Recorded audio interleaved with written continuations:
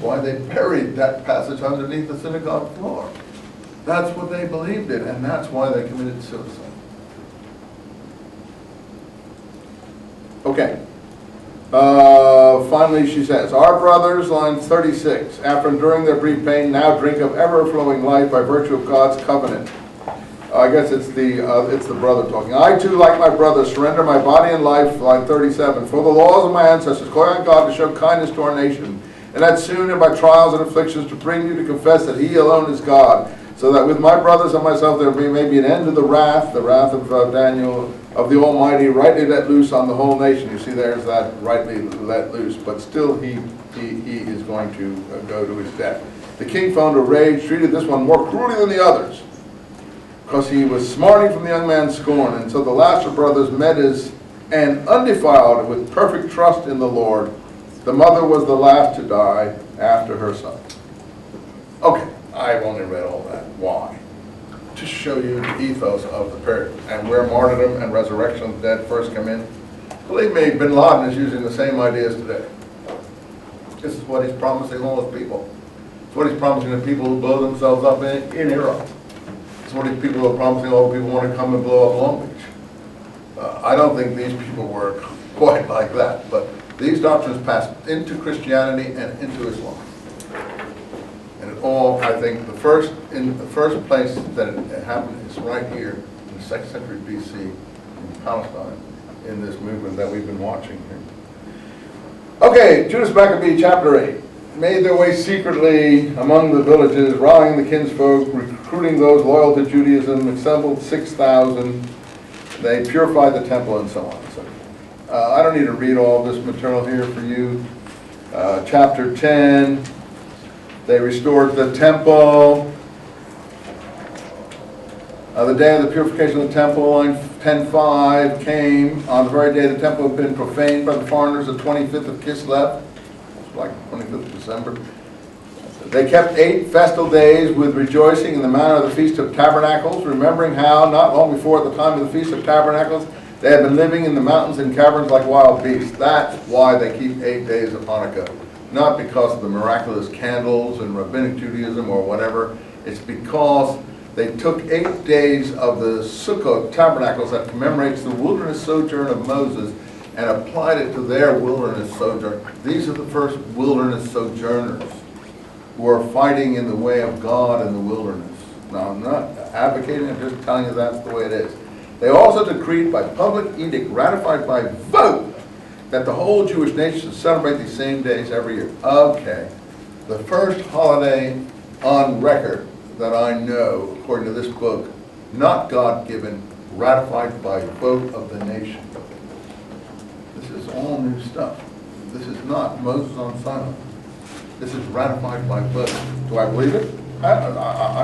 Seems okay. Don't know. Okay, so this goes on like this.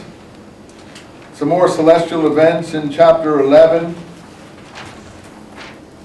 that help them win the battles. In line 10, you can read this yourself, and so on. Is there anything else? Here's chapter 12, 30. Chapter 12:40. There was a problem with some of the people had idols under their armor. Some of the soldiers. And Judas urged the people to keep themselves free from sin. So he collected a collection and sent it to Jerusalem to have the sacrifice for sin offered. For if he had not expected the fallen to rise again, it would have been superfluous and foolish to pray for the dead. Whereas if he had in view the splendid recompense reserved for those who make a pious end, the thought was holy and devout. This was why he had this atonement sacrifice offered for the dead, so they might be released from this sin that they had committed. So the point is that, again, resurrection of the dead for those who make a pious end. Chapter 14 picks up where we have things in Maccabees 7 that we did last time, where the Hasidians are now mentioned. I think this may be the first time the Hasidians are mentioned in Maccabees 2. Maccabees 1, the Hasidians are mentioned twice. Once when they volunteered to join Mattathias and Judas, each a brave, stout fighting man for the law.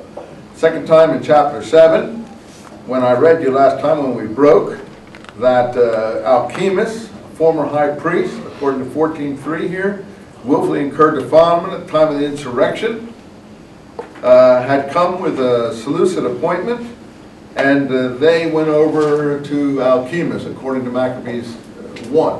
According to Maccabees 2, not true.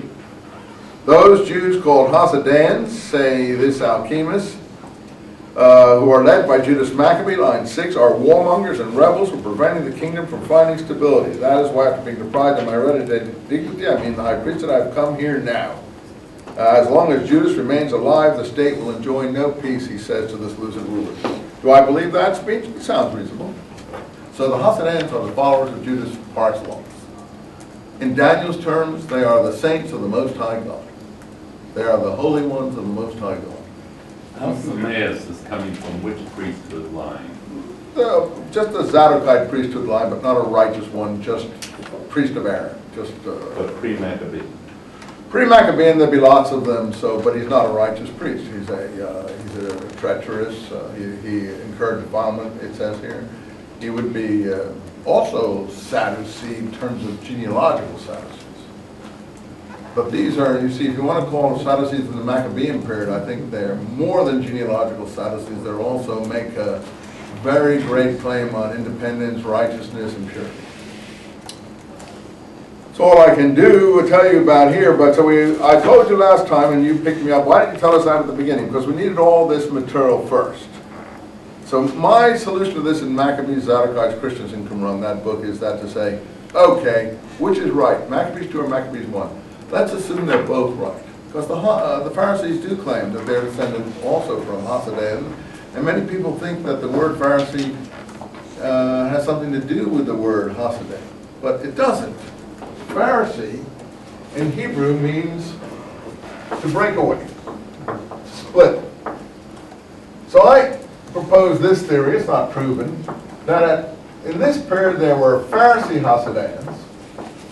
I use two S's to keep the parallel with Sadiq, as I told you, and let's call them the new word we've discovered, Zadokite Hasidics.